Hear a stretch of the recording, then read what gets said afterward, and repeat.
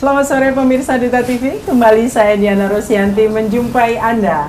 Seperti biasa, Jumat sore, Jumat penuh inspirasi. Dan saya selalu membawakan tamu-tamu istimewa, dia yang perjalanan hidupnya, karyanya, idenya, dan juga mungkin pemikirannya bisa menginspirasi kita.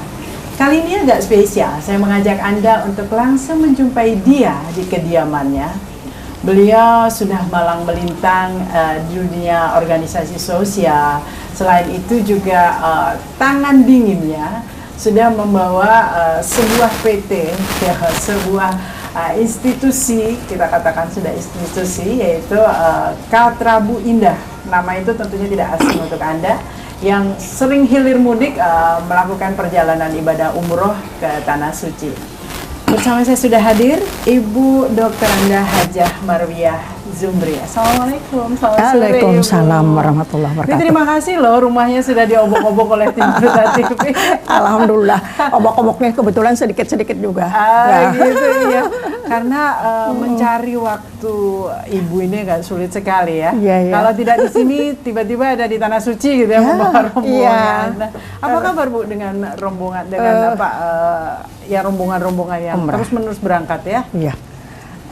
Alhamdulillah ya, keberangkatan umrah untuk tahun 2017-18, karena tahun itu kan tahun Hijriyah ya, berlakunya umrah. Betul. Nah itu sejak November kemarin sudah diberangkatkan. Jadi kalau tidak salah ini sudah ada 6 kali keberangkatan. 6 kali keberangkatan. Karena kita tetaplah, alhamdulillah agak melonjak tahun ini dari jumlah jamaahnya gitu. Gitu. Di tengah gonjang-ganjing adanya travel-travel yang diragukan orang, banyak yang jadi tidak berangkat, Kaltrabu tetap eksis ya. Ya alhamdulillah. Apa sih Bu rahasianya Bu? Kita memang barangkali dari awal ya, dari sejak berdirinya Kaltrabu Indah. Itu kita dari sekali waktu berangkat, kita sudah sambil mempelajari situasi, kondisi gitu. Nah, kita akhirnya menentukan semacam semboyan, cerdas dan mandiri. Cerdas dan mandiri. Nah, apa itu hubungannya dengan kontinuitasnya ini, Bu? Ya, dan dengan cerdas dan mandiri ini, alhamdulillah tuh ya kita bisa berkibar terus gitu. Kenapa cerdas dan mandiri? Seseorang dari sisi jamaah, jamaah kalau mau berangkat umrah berarti perjalanan memerlukan waktu. Nah, mereka harus tahu kapan mereka berangkat.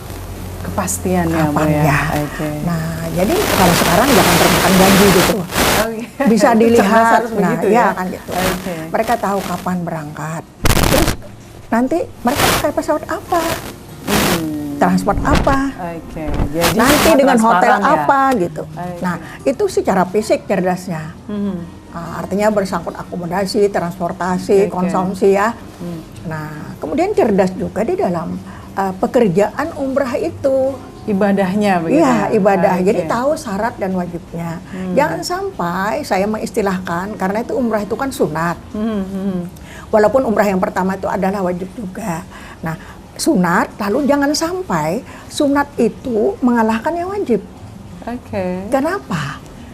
Kita berangkat sering waktu pagi jam 7 dari Banjarmasin, jam 9 paling tidak. Sehingga dari rumah mungkin belum subuh. Ada harus jamaah itu berkumpul jam 5. Nah, di mana salat subuh? Ketika saya ketemu pokoknya dengan yang jamaah yang sedang mau masuk, nah saya tanya, Bu, sudah salat subuh? Oh, subuh ya? Di mana saya berwudu? Nah, itu kan tidak cerdas. Jadi jangan sampai yang wajib mengalahkan yang sunat mengalahkan yang wajib. Gitu. Jadi hal-hal seperti itu Ibu perhatikan ya? Jadi itulah salah satu kenapa menjadi langgeng ini. Alhamdulillah ya. Iyalah menjadi jaminan mutu ya Bu. Baik, kita bicara soal Ibu dengan kiprah Ibu. Tadi sedikit bahwa salah satu tagline ataupun yang dijadikan prinsip di Kaltrabu adalah cerdas dan mandiri. Dan mandiri. Nah ini menarik. Tapi kita ingin ke organisasi-organisasi yang juga dulu pernah Ibu ikuti gitu kan. Karena pasti bekal itulah yang menjadi juga bekal Ibu akhirnya bisa bertahan terus dengan Biro Travel ini. Kalau boleh tahu, sekarang yang organisasi sosial yang masih Ibu pegang itu apa saja ya?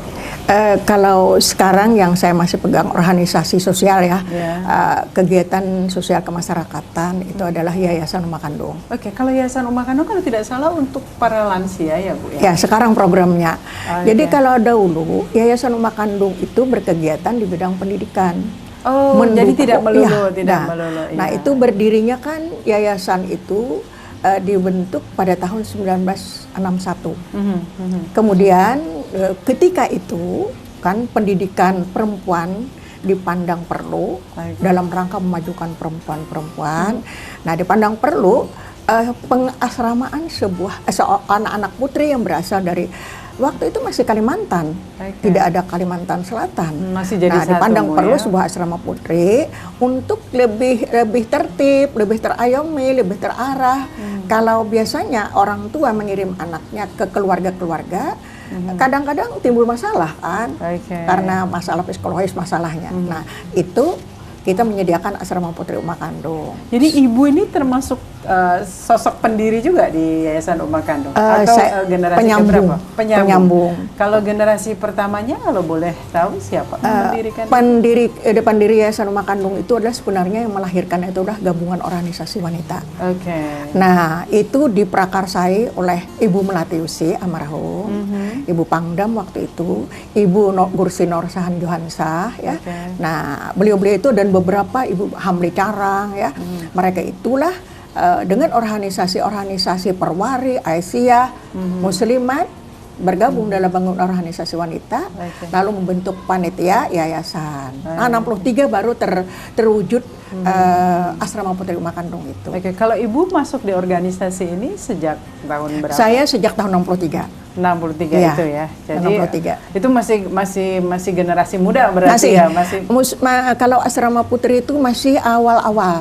Paling-paling tapi belum melahirkan yang selesai SMA, yang selesai kan dulu ada SHD hakim dan sekolah hakim dan jaksa dulu ya. Dan semua pusatnya ada di sini ya. Iya, semua kan provinsi ya.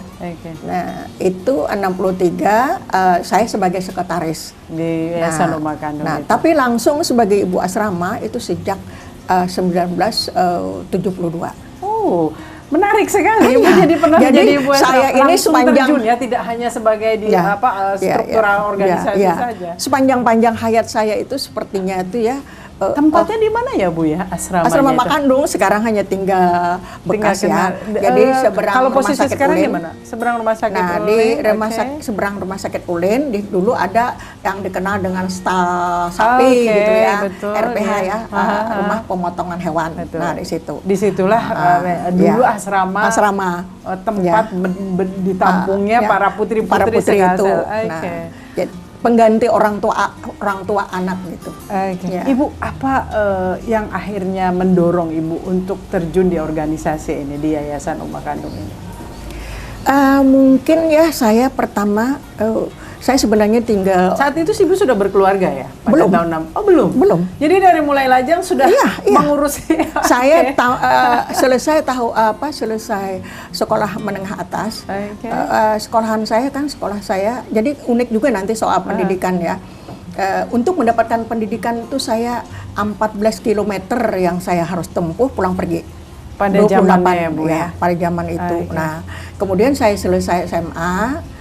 Sekolah menengah Islam atas, tapi ikut ujian persamaan tahun sekarang gitu ya. Nah, SMA tahun 1961 gitu ya. Nah, kemudian kakak saya waktu itu di pemerintahan. Nah, ketika itu saat saya diajak oleh beliau untuk ke Jakarta, nggak ngerti apa tuh lah, pakai kapal laut. Zaman dulu ya Bu ya, punya pemerintah daerah provinsi. Nah, pakai kapal laut. Nah, kemudian setelah di situ ternyata di sana Kalimantan Selatan sedang mengadakan pameran di Gedung Pemuda di Jakarta. Nah, kemudian Ibu Norsahan Johansah tadi ya. Nah, ternyata beliau ya, kalau orang banyak ya pelopor beliau dan beliau mendapat bintang sebagai beliau pelopor itu ya, ini wanita Indonesia. mengadakan pameran, saya kan nggak ngerti nih diajak oleh kakak Anak saya. muda nih ya, gitu. Jadi ketika kegiatan meronce melati, kegiatan macam-macam ya, menjahitkan, menjulur-julurkan dan sebagainya, kita Ikut aja. Okay. Nah, rupanya Ibu Nursahan Johansa itu melihat. Nah, tidak ada rasa malu dan memang itu gaya hidup saya ya. Saya tidak mudah saja bergaul begitu. Nah, pulangnya baru diajak. Pulangnya diajak, Marwiah, mau nggak kamu membantu saya? Kenapa Bu? Beliau rumahnya kan yang jadi gedung Bipos sekarang. Beliau itu terus saya kan sudah kerja di kantor perwakilan Departemen Sosial di belakang. Nah, jadi rumah Wagub sebelah ya, kantor sosial sekarang, belakangnya itu ada mes. Saya kan masih single. Nah, single bahasa ini ya. Nah, jadi kerja. Lalu kan dekatkan dengan Bu Nursahan Johansa. Dan sepulang kan saya datang, ya apa Bu yang saya bisa bantu? Saya angkat sebagai penulis 2. Jadi istilah bukan sekretaris dulu, penulis ya. Nah, karena penulis 1 ketika itu sudah mulai nonaktif, urusan keluarga dan sebagainya. Nah, di situ saya belajar menyurat surat dan sebagainya. Artinya organisasi dimulai di situ dengan Ibu. Tapi saya memang pelajar Islam Indonesia. Nah, itu artinya memang sebetulnya basicnya sudah organisasi duluan. Jadi implementasinya di Yayasan Ummah Khandaq sampai menjadi ibu asrama. Ini menarik. Apa sih cerita apa saja pasti ada yang seru-seru di namanya menghadapi orang dengan latar belakang keluarga yang berbeda. Ibaratnya Ibu tadi mengatakan menjadi ibu kedua dari anak-anak asrama ini. Seperti apa kisahnya? Kita masih akan ngobrol dengan Ibu Marwiah sesaat lagi.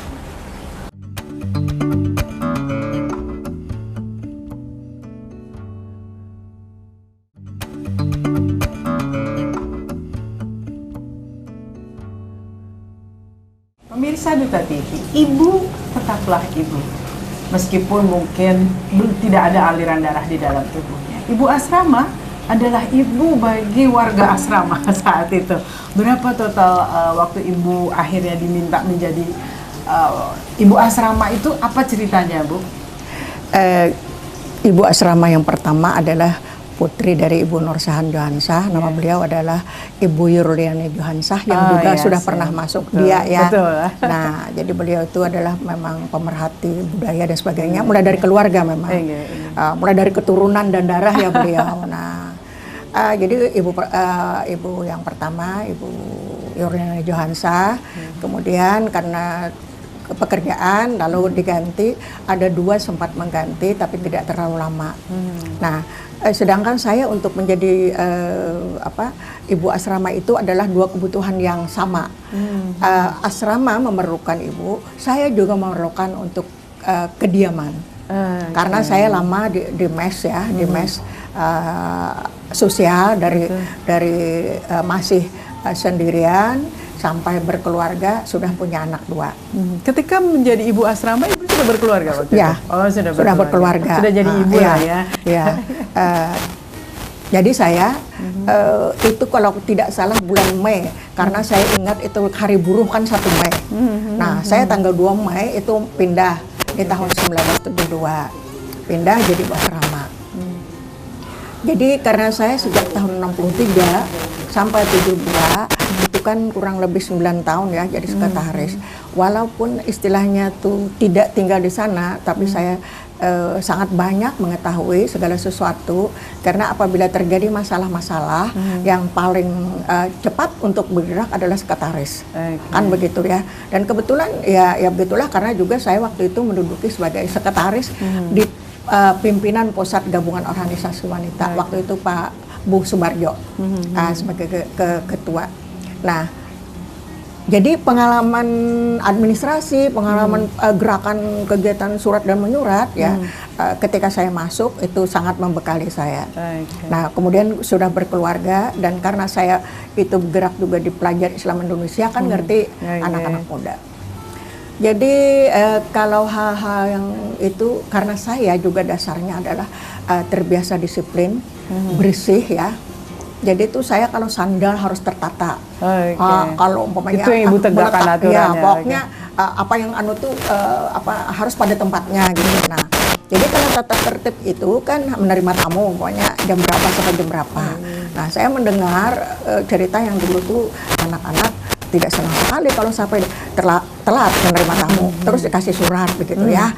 Nah, mereka padahal itu teguran halus juga sebenarnya gitu ya. Nah, jadi ketika saya cari gimana caranya supaya tidak merasa dia kan kalau kebetulan pacar yang menamu ya. Nah, atau barangkali teman-teman sekolah kan dia kalau ditegurnya secaranya kurang enak, kurang nyaman, itu kan mereka semacam dipermalu mereka kan. Dan kita juga terkesan keras gitu. Nah, jadi itu hal-hal harus perhatikan. Kemudian juga saya karena pintu masuk itu ya ke asrama itu ada di sampingnya tuh pintu geser. Nah, jadi itu kan ditutup. Jadi kalau mereka keluar malam itu kan paling lambat jam 10 harus masuk. Nah, saya nggak bisa tidur sebelum mereka masuk. Jadi ketahuan gerak gitu ya anak itu. Nah, kemudian sempat saya menengok untuk mengetahui anak masuk itu, jendela kan dulu apa namanya itu yang seperti susun sirih ya, tapi ada renggang gitu. Jadi kita bisa menengok begitu. Nah, tidak bisa tenang. Kemudian tata tertib, bangun dan sebagainya, belajar. Nah, saya mendidik anak-anak kalau mereka anak-anak asrama maksud saya, kalau mereka belajar bersama, itu kan kadang-kadang suka keluar. Nah, kalau ini kita sediakan fasilitasnya karena ada ruangan kebetulan ya, ada ruangan tamu, ada ruang belajar, ada ruang makan. Nah, itu bisa di los. Kalau mereka juga mau ulang tahun di situ juga mereka. Jadi kita fasilitasi. Itu adalah warisan dari ibu saya. Saya meninggal oleh ayah itu ketika saya memasuki SMA kelas 1. Adik saya tiga perempuan, adik saya ke SMP, adik yang saya kecil SD. Ibu putri tertua? Untuk rank kedua, yang pertama udah berkeluar terlalu jauh ya yang pertama. Nah, ibu saya tuh apa? Silahkan mau belajar di rumah. Ibu saya, teman laki-laki dan sebagainya silahkan tapi datang. di rumah beliau memfasilitasi minumannya dan sebagainya. Nah, jadi di asrama saya terapkan hal itu. Daripada keluar ya Bu ya. Mereka mau ketawa-ketawa apa paling-paling nanti ya seperti tamu tadi saya sesudahnya nanti kalau menerima tamu ya begini. Tegurannya lebih halus. Betul-betul menjadi seorang ibu gitu ya. Ibu apa sih asiknya berorganisasi? Ibu tadi pada zamannya kalau mendengar cerita ibu itu kan kayaknya sudah aktif tuh bahwa masuk di yayasan rumah kandung dan lain sebagainya, itu kan justru berawal dari masa di PII itu pelajar Islam Indonesia. Padahal ibu itu artinya kan di zaman itu tidak semua perempuan sudah aktif. Bisa jadi mungkin ada yang masih harus dipingit, mungkin juga sekolah juga tidak terlalu tinggi. Bagaimana sih keluarga ayah ibu itu membesarkan ibu dan kenapa ibu jadi tertarik sekali untuk ikut organisasi? Saya kan kebetulan dilahirkan di sebuah desa ya sekitar 5 km dari Kandangan. Namanya desa itu Madang. Madang itu kalau di sejarah terkenal dengan Benteng Madang. Ya, ada di situ itu termasuk desa perjuangan ya. Nah, lahir di situ, kemudian pendidikan kelas 1 sampai 2 di sana. Nah, kemudian kelas 2 lanjutan 3 dan 4 ayah saya itu merantau usaha ke Gambut. 14 km dari Banjarmasin sini ya. Nah, kemudian kelas 2, 3, 4 kemudian saya dulu tuh kan suka anak-anak tuh kan suka ngentel kan sama orang tua kalau nanti mudik ke Kandangan ikut.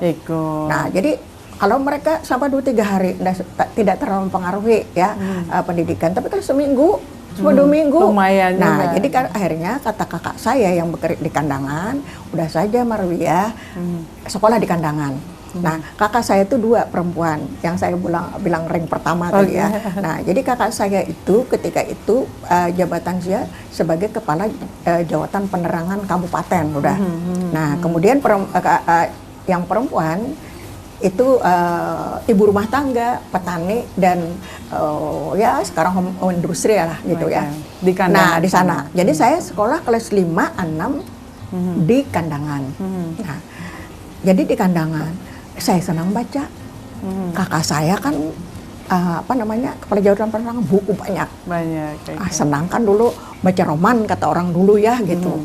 Nah apa yang umpamanya di bawah lindungan Ka'bah, jadi hampa. jendelanya tuh menjadi luas dengan membaca ya. Sampai saya di dalam sana. Dalam kelambu membaca. Nah saya di sana tuh yang berkesan sekali adalah karangan Sultan Takdir Ali Habana. Kalau sekarang mana, saya di mana saya mulainya gitu ya. Nah, itu layar terkembang. Layar terkembang ada 2 putri, ada Tuti, ada Maria. Nah, Tuti ini dia penggerak wanita, pelopor, pidato dan sebagainya. Maria enggak. Nah, terlihat bedanya. Ya, gitu. Jadi saya di sini ada sepertinya. Jadi Maria ini pacaran senang, maunya antara lain gitu ya. Nah, kemudian yang ini asik organisasi, tidak memperhatikan tentang jodoh dan lain wanita, sebagainya gitu. Nah, gitu ya. tapi akhirnya kan sakit Maria. Maria gitulah meninggal. Nah, pacarnya Maria ini saya ingat masih Hambali namanya. Hambali akhirnya kawinnya sama Tuti gitu. Nah, saya akhirnya sepertinya saya itu sifat-sifat Maria itu Tuti penggerak wanita. Terus saya sudah senang memperhatikan bagaimana kakak saya kadang-kadang hadir ya. Kan dia kepala jauh dan penerangan. Kadang-kadang sampai mencuci foto kan dulu harus masih pakai klise ya. Nah, mengintip suka gitu.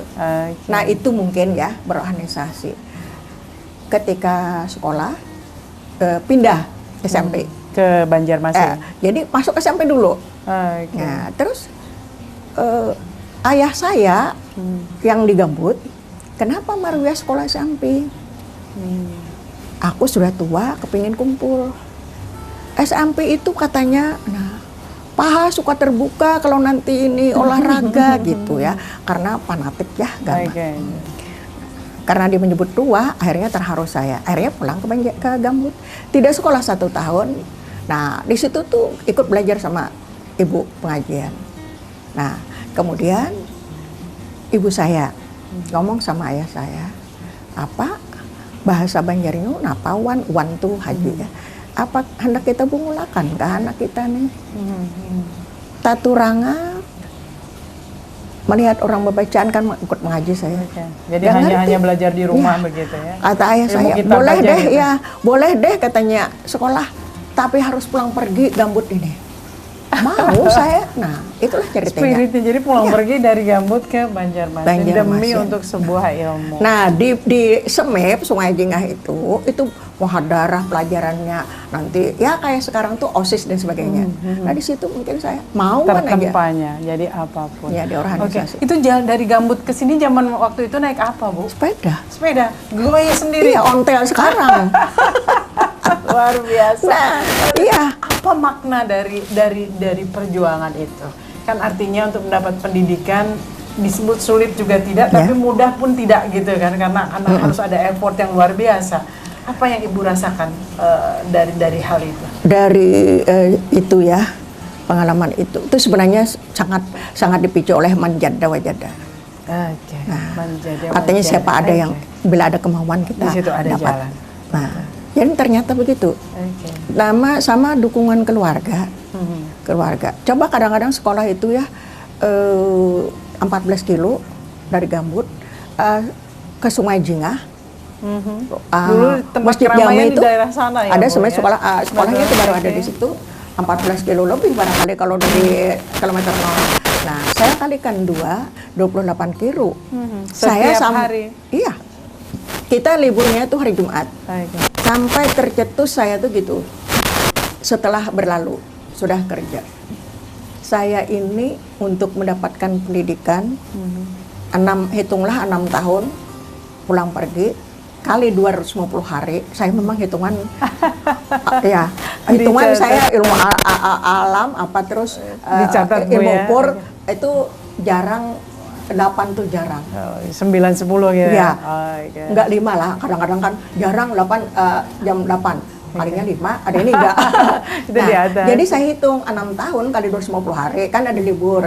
Nah, itu kan 1.500 hari, kali 28 kilo. Wah, saya bilang saya ini udah pulang pergi ke Mekah.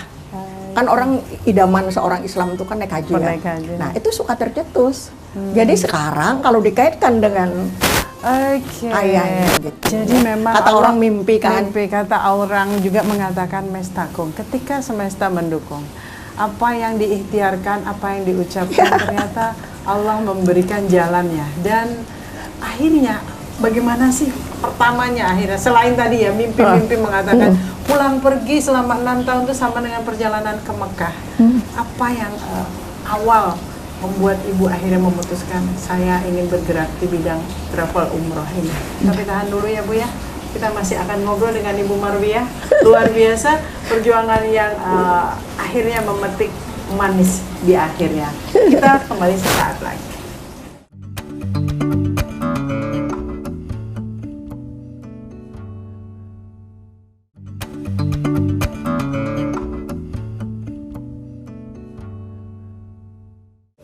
Pemirsa Duta TV, dari berbagai inspirasi yang datang dari dia selama ini, betul-betul kita bisa buktikan bahwa proses itu tidak pernah, hasil itu tidak pernah mengkhianati proses. Salah satunya adalah Ibu Marwiah ini mengatakan bahwa demi untuk ilmu, menyanggupi tapi juga tetap ingin menemani orang tua. Demi cinta kepada orang tua, tetap tinggal di Gambut. Dalam perjalanannya 28 pp, 28 kilo, kali sekian dan lain sebagainya. Ini buku ketika ibu, jadi saat ini usia ibu 75 tahun. 75 tahun. 75 tahun pemirsa, dan masih sehat. Masih bolak-balik. Masih bolak-balik. Iya, berapa ribu kilometer itu. Dan membawa jamaah. Boleh cerita sedikit Bu?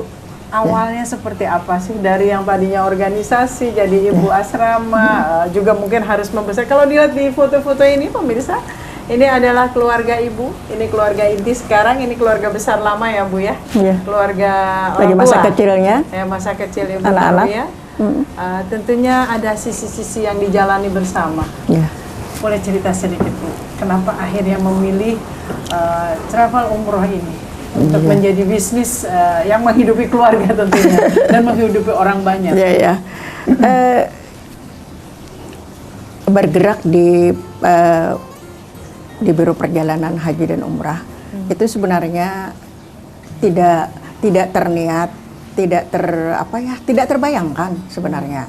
Nah, kita kan sebenarnya sambil tadi sebagai ibu asrama, saya kan bekerja di kantor wilayah Departemen Sosial. Nah, sebagai PNS Ibu? PNS. Okay. Nah, jabatan terakhir saya sebagai Kepala Bidang Bina Program. Nah, kemudian pensiun akhir tahun 1998. Nah, ketika itu karena tadi saya di Sonoma Kandung kan, keseharian saya mulai dari Ibu Norsehan Johansah sampai Ibu Yurliani Johansah, tentu juga dekat dengan keluarga beliau, Pasar Ilmu Sapa yang bergerak di kewartawanan ya. Nah, itu kan ya hampir barangkali bisa dikatakan dalam seminggu itu tidak mungkin saya tidak ke rumah beliau. Karena kan tadi di media sosial saya sudah di Uma Kandung, nah kemudian sudah bisa membangun rumah sendiri di kebun bunga.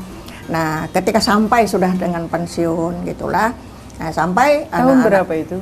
Tahun 98. 98. Menjelang pensiun ya setahun sebelum kan ada masa MPP ya.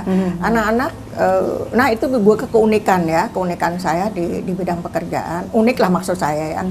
Karena saya tuh kan dasar tuh ada SLA. Diangkat kan pangkat 2A. Berjalan sekian tahun, 30 tahunan, mentok ketika 3D. Kalau tidak salah 3D itu 7 tahun saya nggak bisa naik pangkat. Bukan sarjana apa. Pendidikan itu. Ketika penerimaan pegawai, nah ada 11 pegawai sarjana ditaruh ke saya. Saya bukan sarjana, anak buah saya sarjana. Jadi ini tidak bisa mengubah ya Bu ya, gelar dokter Anda karena penerimaan di awal ya salah. Belum. Nah, di situ saya mulai memicu. Oke, karena anak buah pendidikan tinggi-tinggi ya. Kan ini sudah mulai diserahkan dan sebagainya. Kayak mereka 3A diangkat, ditaruh kepala seksi, saya masih kepala seksi, ditaruh seksi lain, tidak mungkin. Pangkat mereka 3A, yang lain umpamanya 2D umpamanya. Nah, saya sudah 3D memang. Jadi penjenjangan saya itu memang lambat perkembangannya karena pendidikan. Karena waktu itu prinsip saya harus mengutamakan keluarga. Jadi keluarga harus seimbang berjalan sehingga saya mengalahkan soal pendidikan. Nah, pensiun. Nah, disitulah dekat tadi dengan Bu Nursehan Johansa, Kayurani ngomong, Bu Maruyah, kamu pegang nih Kalterabu, beli lah istilahnya. Aku tidak berduit. Kan itu gitu. brand orang berarti ya Bu? Ya. Punya orang. Nah, punya orang, punya Bu Nursehan Johansa tadi ya. Nah, setelah itu secara ini kita ganti pada tahun 2001-an, 2000-an lah gitu ya. Nah, tadi kan 2 tahun saya tuh vakum, tapi organisasi tetap. Nah, jadi organisasi di PKK sudah digait lagi oleh Ibu Hasan Aman waktu itulah, sampai ke Bu Sahrijahat. Saya di Gambut tinggal gitu. Jadi kalau udah kegiatan PKK, baru ke saya masih sini. aktif. Nah, dijemput atau disinggahi kalau ada kegiatan ke daerah-daerah gitu ya. Nah, ketika sudah membeli itu ya, nah saya kan suka tuh main ke kantor. Nah, kemudian di pengajian, bahasa saya tidak menjalani pensiun itu ketika anak-anak, Bu, sudah paling tidak Ibu nih Widya Sara, supaya jangan masih potensial, masih ngajar, masih gitu ini ya. yang ngajar gitu. Aku malas untuk bikin karya tulis. Kami membikinkan, ada bikin bukan rahasia ya. Anak tadi kan sarjana. Saya sudah menduduki memang jabatan 3A, eselon 3A. Jadi setingkat hanya di bawah Kakanwil. Nah, jadi nanti kami menuliskan, aku malas, aku ingin menikmati pensiun. Nah, jadi ingin menikmati masa-masa. Ya, karena menurut saya tuh paling full dalam jabatan itu ya 5 tahun. Setelah itu nggak ada yang benar pekerjaan anak buah.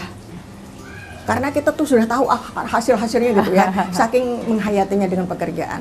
Nah, setelah itu pensiun benar-benar saya mencoba menikmati pensiun, pengajian, PKK, lah rumah kandung. Nah, rupanya biasa kerja, sakit kaki lah, kepala dan sebagainya, main ke Kalterabu. Kalterabu udah dibeli kan, nah, main ke Kalterabu. Setelah itu kondisi Kalterabu, ambil pensiun, uang pensiun untuk bayar gaji pegawai. Saking menurunnya maksudnya. Belum bergerak. Nah, akhirnya baca Republika. Nah, baca itu tidak ada terpikir umrah lagi sebelumnya. Nah, setelah itu dulu PT-nya bergerak di bidang apa? Tiket dan tur hanya ini, tiket saja. Ya, gitu. Nah, persaingan banyak kan sudah. Gitu. Nah, kita baca Republika, ada iklan umrah. Ini bagus nih umrah. Nah, telepon. Nah, mulai itu. Nah, akhirnya tadi yang saya bilang pensiun adalah untuk menikmati pensiun. Nah, saya ubah, saya umur masih ada, kesehatan masih ada. Saya syukuri dengan berbuat sesuatu untuk umat. Apalagi di Kalterabu ini, saya cari lagi. Kalau orang dodol yang terkenal dodol kandangan, yang terkenal dodol Garut. Kalau ketupat kandangan. Jadi intinya tuh kita mencari karakteristik umrah itu apa. Yang orang supaya kalau mau mencari ini, kalau mencari ketupat, ada di Muka Kuripan. Gitu. Nah, itu. Jadi mencari trust-nya itu ya, story-nya dari. Jadi yang Ibu kedepankan sehingga akhirnya jamaah nggak berhenti ada sampai dengan sekarang. Itu tadi selain tagline-nya cerdas dan mandiri. Itu ke dalamnya seperti apa sih Bu? Pengaturan kepada tim. Kan ini kan banyak nih biro-biro travel umroh ini berguguran karena ternyata tidak bisa menjaga kepercayaan, tidak bisa menjaga trust. Apa yang Ibu lakukan? Jadi kita prinsip-prinsip itu juga dengan pegawai kan kita tadi dengan orang cerdas dan mandiri. Jadi kita pegawai harus begitu juga. Jadi jobnya tuh harus jelas, kemudian harus terarah. Jadi waktu itu Ibu pegang sendiri ya Bu ya? Iya. Sebagai pimpinan saat di awal-awal. Iya. Jadi kan kita lihat. Jadi kebetulan anak saya kan sudah mulai keluar dia psikolog. Jadi kita udah melakukan tes gitu ya, sampai di mana kapasitas mereka dan apa umpamanya kemampuan mereka. Nah, karena pengalaman saya di Depsos kan, bagaimana mengetahui latar belakang orang yang bermasalah dan macam-macam ya itu. Nah itu kan kita terapkan. Apalagi terakhir saya itu kan dibina program. Nah itu pekerjaan yang sifatnya tuh apa namanya jurnal-jurnal dan sebagainya. Nah jadi saya mulai itu dan mengutamakan masalah manajemen ya gimana. Nah kita kan pengalaman tadi. Jadi orang mengerjakan apa di mana dan sebagainya. Nah jadi saya tuh biasanya menggariskan kepada anak buah setiap mengerjakan sesuatu kita harus menjawab 5 W1H. Oke, wah ibu kayak jurnalis juga nih 5 W1H. Luar biasa. Iya. Oke, artinya prinsip-prinsip itu yang ditegakkan dan tim disiplin ya, Bu ya. Okay. Dan membuat sistematis. Sistematis tuh jadi maksudnya ya pertama standar itu kita harus standar umum. Karena orang kadang-kadang mau menjual umrah tuh gitu, pokoknya dengan Kaltara Bu nyaman, ini. Nah itu mereka menganggap itu semacam jaminan. Kita tuh hanya menekan, kita akan memudahkan, melancarkan. Karena kenyamanan itu datang dari mudah dan lancar. Bagaimana Ibu melakukan negosiasi dengan pihak-pihak terkait? Dalam arti kan Ibu bisa saja menjanjikan nyaman dan lain sebagainya, tapi kan ujungnya pelaksanaan itu kan ada di hotelnya, ada di pelayanan visanya, ada di kedutaannya. Komunikasi seperti apa yang Ibu lakukan agar semua bisa membantu keinginan Ibu untuk memberikan kepercayaan kepada jamaah? Ya, jadi tadi sistem ya. Nah sistem. Jadi kan pergerakan umrah itu lah secara fisik artinya berangkat dari Banjarmasin ke Jakarta, Jakarta kan, nah ke Jeddah. Nah, Jeddah lalu darat. Nah, transport apa yang kita ini? Oh, berarti kan transport Garuda aja kita pegang. Jadi kami memang mengutamakan Garuda kecuali permintaan. Permintaan atau kepepet. Nah, kebetulan Garuda alhamdulillah sekarang sangat membantu, kadang-kadang suka juga sampai extra flight pun mereka akan layani asal jamaahnya banyak. Nah, transportasi, konsumsi. Oh, konsumsi apa? Kita cari yang unik-unik gitu ya. Oh, jadi nanti umpamanya saya sediakan sapat. Nah, sapat kering. Terus karena orang Banjar tetap merindukan masakan Banjar. Asam manis, telang tenggiri. Nah, kalau tidak ada kita buat sini. Saya sampai membuat dapur sendiri untuk pelayan sendiri. Saya namakan apalagi unik lagi namanya. Karena kebetulan yang melakukan itu 3 orang, saya sebut dengan tanggar tungku supaya mereka kompak. Kalau tanggar tungku kan bertiga, yang tukang masak asam harat rasa harat. Kada aku masak kada ya. Nang bopet kalau aku kada mah ini. Nah jadi harus saling membantu mereka yang pasar. Nah kemudian sistem yang mengurus di Banjarmasin siapa, yang mengurus di Jakarta siapa, yang mengurus. Jadi jangan sampai tour leader itu yang berurusan tiketnya apanya. Jangan jadi, semua satu orang. Jadi kan kadang-kadang. Jadi kalau ada tour leader dia mengayomi jemaah aja. Ketika di administrasi disiapkan yang lain. Jadi yang mengerjakan di Jakarta urusan apa segala macam Jakarta. Jadi istilah saya tuh sistem transferring. Jadi artinya Banjarmasin mengirim ke Jakarta, Jakarta mengirim ke Jeddah, Jeddah mengirim nanti ke Madinah, nah terus langsung. Lalu titik-titik itu dengan urusannya sendiri. Dan di sini tinggal kontrol aja ya Bu ya. Lalu menjaga tetap kualitas. Kemudian menjaga tuh harus bisa membaca keinginan jamaah.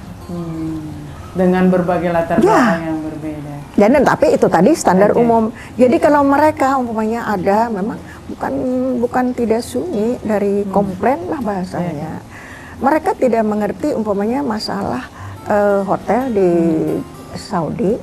Kalau kita nginap di hotel, terus tidur ya, check in, kemudian nanti siang kita jalan kemana, kita kembali dari jalan masuk ke kamar kita kan sudah bersih, sudah spraynya udah ini gitu. Tapi kalau di sana enggak, kecuali kita minta. Nah kemudian juga mereka keliling malah menawarkan gitu. Nah ya tentu dengan tip. Nah kalau enggak mengerti 3 hari handuk tidak diganti. Nah karena tidak cerdas, SMS ke Banjarmasin, ada yang telepon marah-marah. Jadi karena guru yang memasukkan, gurunya itu umpamanya di Batu Licin, kemarin ada kasus gitu ya. Jadi guru yang di Batu Licin yang menelpon ke kita. Jadi ibu umpamanya dengan saya dengan petugas saja, ini kak jar kada berganti handuk spray. Nah, karena kada mengerti. Nah, itu biasanya kita jelaskan ketika manasik gitu. Ibu, di antara ibadah dan bisnis, tentunya ini adalah suatu sinergi. Ada yang mengatakan ini murni bisnis, karena ibu menerapkan prinsip bisnis luar biasa dari sistem, trust dan lain sebagainya, termasuk networking yang luar biasa. Tapi sisi lain di sini ada ibadah. Bagaimana ibu memadukan ini agar ibadah dengan bisnis bisa jalan tanpa mengurangi salah satunya. Tapi kita tunda dulu ya Bu. Kita masih dengan Ibu Maria sesaat lagi.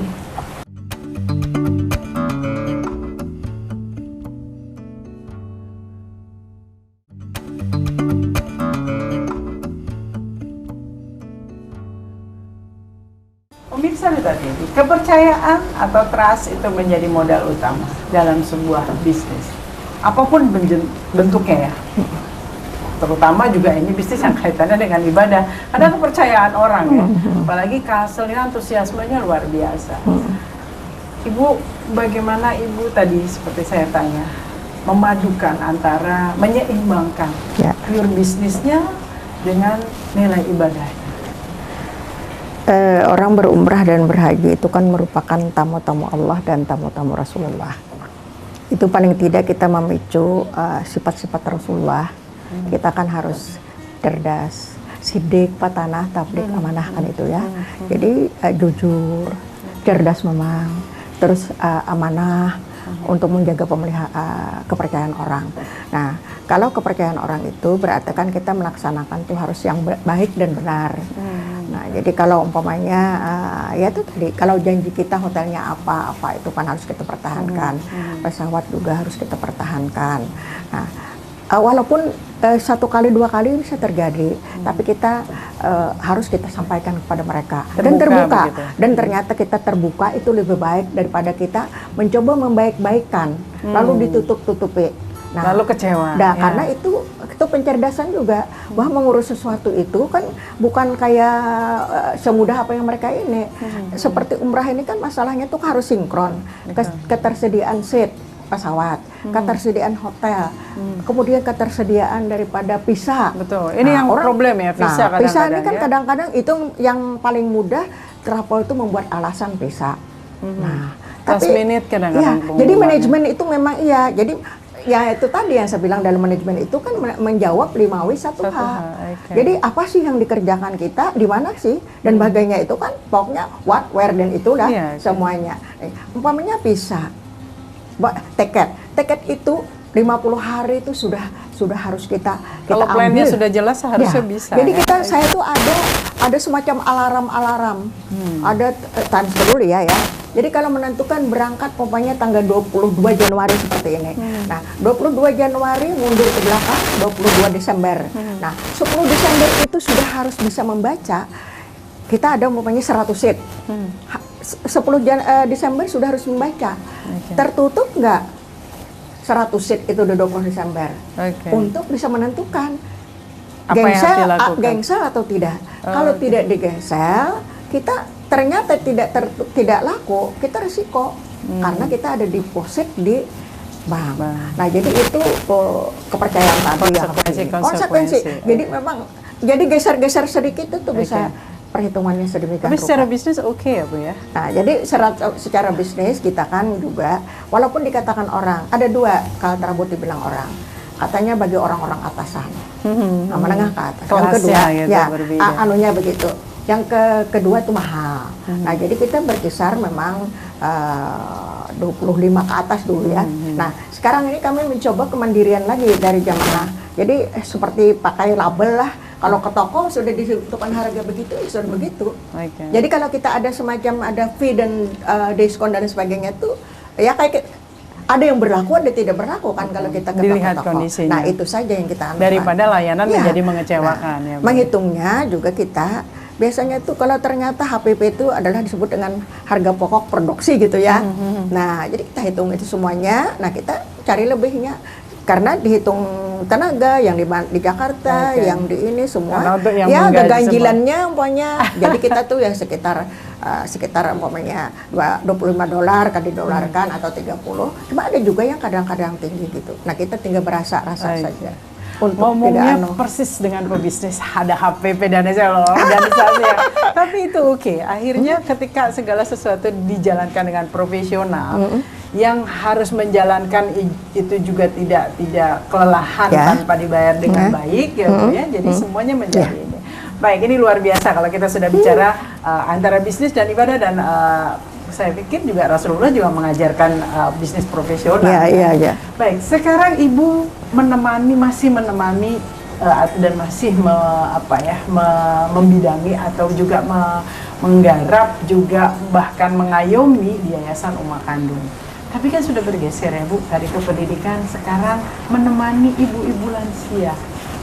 Kenapa Bu pergeserannya? Tadi yang dari pendidikan, ini kok sekarang apakah mengikuti perkembangan ibu kah atau memang ada kondisi tertentu? Ya. Yayasan Uma Kandung tadi kan sampai 1988 itu kan bergerak di bidang pendidikan. Nah, kemudian 88, 89 itu sedang giat-giatnya gerakan orang tua asuh. Nah, gerakan orang asuh. Jadi ini semacam satu padanan atau paduan ya antara tugas saya di organisasi dan tugas saya di kantor.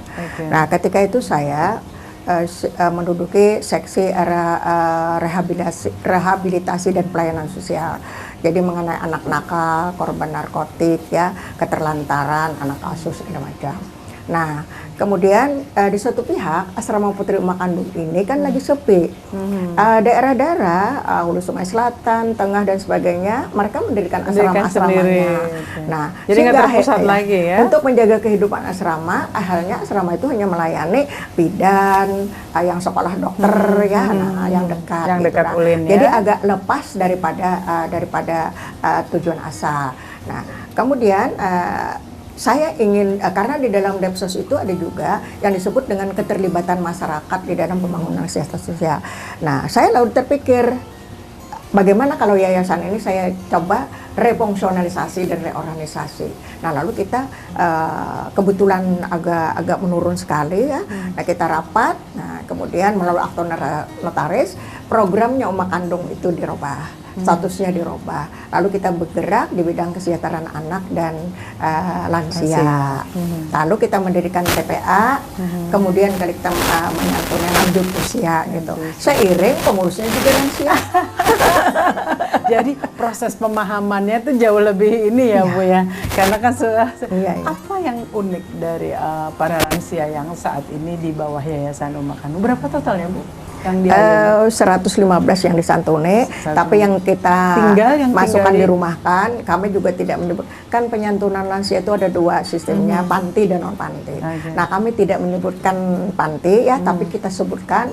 Jadi kita rundingan karena kebetulan pembinanya. Kalau panti kesannya gimana ya, gitu jadi ya? Kita sebut dengan pasanggerahan. Nah, itu dengan Pak Rusdi Buhasan Aman ya, pengurusnya membina kita tuh kan kebetulan ya top aja mantan Ibu Gubernur, karena memang dulu tuh Uma Kandung tuh kan lahirnya dari gabungan organisasi wanita gitu.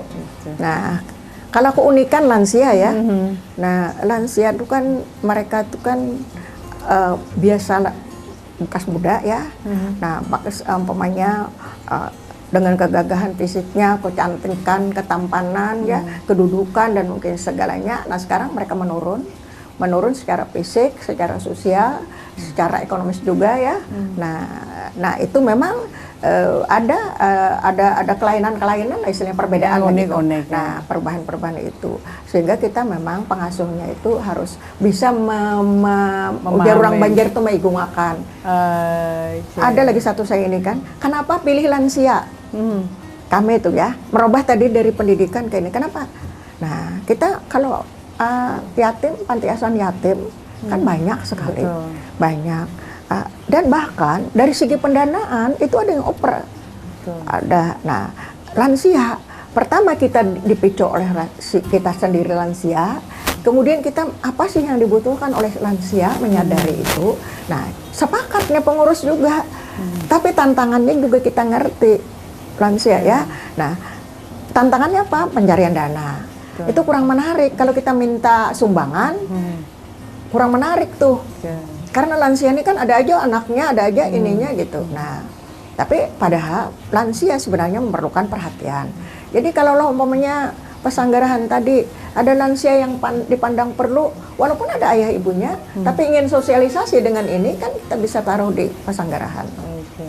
Jadi kadang-kadang mereka butuh teman yang ya, sama, betul, gitu sebaya. Betul. Ketika beda generasi dengan anak dan cucunya sudah Iya. Cerita tentang masa-masa bahari. Jadi ada yang mau mendengarkan seperti itu. Kalau dengan anak mah kadang-kadang bosan banget. Mama nih ini jadi kisah. Ibu, tadi dari perjalanan panjang, sudah usia 75 tahun, karir sudah oke. Insya Allah itu menjadi catatan sejarah yang luar biasa untuk pribadi Ibu. Bisnis sudah dibangun dan saya lihat sekarang sudah dijalankan oleh manajerial. Artinya Ibu tinggal memantau saja, sudah ada anak-anak tim yang luar biasa. Putra-putri semua ikut ngurus di Kalterabu. Jadi anak saya kan 3, putri 1, putra 2. Jadi yang satu nih aja yang pegawai negeri sipil, seorang psikolog ya. Nah kemudian yang putra 2 nih, satu megang Kalterabu, satu mendirikan Wahdan Sabilana. Oke, artinya betul-betul menjadi entrepreneur ya. Nah, dari ibu dan ayah. Ibu punya mimpi apa lagi yang ingin Ibu lakukan selain tadi dengan rutinitas? Kalau Kalterabu tinggal meneropong saja, mendengarkan laporan. Terus kalau di rumah kandung tentunya ini juga sekalian hiburan. Apalagi yang ingin Ibu lakukan? Mengenai, karena usia saya tadi kan 75 tahun ya, 3/4 abad. Nggak kelihatan loh, alhamdulillah. Nggak kelihatan loh 75. Tapi kulit dan kerut itu tidak bisa dihindari. Mungkin paling-paling penampilan, gaya jalan, alhamdulillah ya. Keluhan-keluhan orang tua ada, persendian, pertulangan ada, kolesterol ada. Cuma karena saya mungkin disiplin dari awal, karena mungkin pengalaman rumah saya dididik juga. Nah itu saya alhamdulillah pintar-pintar mengendalikan masalah pola makan. Nah itu, jadi alhamdulillah sehat. Nah mimpi ya, artinya yang belum terlaksana, yang Ibu inginkan. Jadi saya sebenarnya tidak terlalu banyak bermimpi sebenarnya gitu ya. Nah, kita tuh kan sebagai orang Islam kan kita tuh mencari ridha Allah ya, itu yang penting. Kemudian yang terakhir Tuhan ingin mudah-mudahan kita husnul khatimah, gitu kan. Nah lalu umur masih ada, model apa? Nah anak-anak sudah kita bangun, mudah-mudahan dia bisa meneruskan. Nah saya tuh merasa masih kurang di dalam pengetahuan agama. Nah kemudian bisa saya umpamanya ya sudah juga kita mencoba keliling hari Sabtu di mana, Senin di mana gitu. Nah jadi sekarang tuh kepingin saya tuh belajar. Nah belajar agama maksud saya ya, menambah keseimbangan, menjaga keseimbangan dunia dan akhirat, pengisian gitu ya. Nah saya belajar, lalu kepingin juga karena terbiasa dengan orang banyak, kepingin mengajak orang lain. Nah rezeki ada, kebetulan ada tanah tadi di belakang, lalu saya membangun sebuah rencana saya itu majelis taklim. Nah jadi nanti belajar bersama, mungkin dari lingkungan kita gitu. Nah, jadi gitu. ini yang sedang dilakukan di belakang ya. Mudah-mudahan itu menjadi lebih bermanfaat lagi. Amin. Dan akan jadi jariah kita, jariah Ibu terutama dan keluarga. Rasanya masih ingin berbincang karena masih banyak halaman yang harus dibuka, tapi waktu kita sangat terbatas. Iya. Mungkin nanti lain kali kita ngobrol lagi. Senang melihat foto-foto ini, keluarga Bapak sudah pensiun juga. Jadi dia kelahiran Maret ya, hanya beda berapa bulan gitu. Pegawai negeri juga. Pegawai negeri juga. Jadi inilah hidup yang mudah-mudahan juga menginspirasi orang banyak. Terima kasih Ibu untuk ngobrol-ngobrolnya. Mudah-mudahan lain kali ada kesempatan lagi kita ngobrol. Terima kasih. Mungkin kita ngobrol di Jeddah sana Bu ya, atau di mana-mana. Mudah-mudahan lah nanti istilahnya. Mudah-mudahan. Amin. Baik, terima kasih Ibu. Selamat sore. Assalamualaikum. Waalaikumsalam warahmatullahi wabarakatuh. Pemirsa Duta TV, pada akhirnya untuk hidup berkah, kita harus tahu bahwa Tuhan selalu mengawasi. Dan untuk mencari jalan kesuksesan, lakukanlah yang terbaik. Manjada wajada, di mana ada kemauan, di situ akan ada jalan. Saya Diana Rosianti, sampai jumpa.